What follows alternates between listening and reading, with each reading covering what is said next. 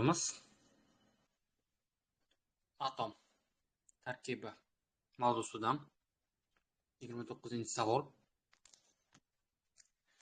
Elementning qaysi xususiyati boshqa xususiyatlarga qaraganda muhimroq hisoblanadi? A javobda yadro zaryadining qiymati, B javobda izotoplarga ega bo'lishi, C javobda neytronlar soni, D javobda proton va neytronlarning yig'indisi. Tushunarli. Xo'p, elementning qaysi xususiyati boshqa xususiyatlarga qaraganda muhimroq hisoblanadi? Albatta yadro zaryadi bo'ladi. Albatta yadro zaryadi.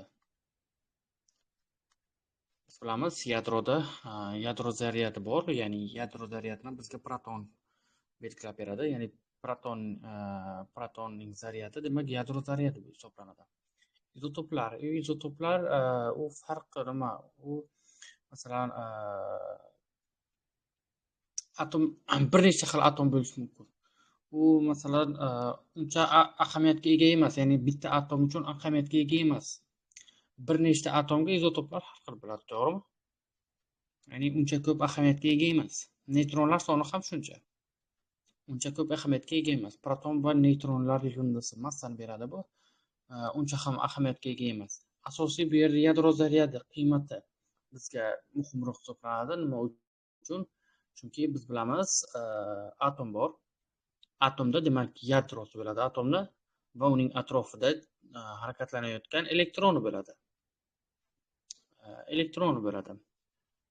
Yadroda demak plus, bu minus.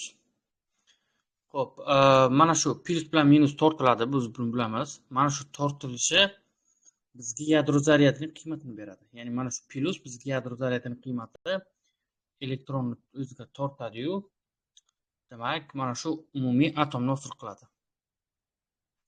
Demak, to'g'ri javob A bo'ladi.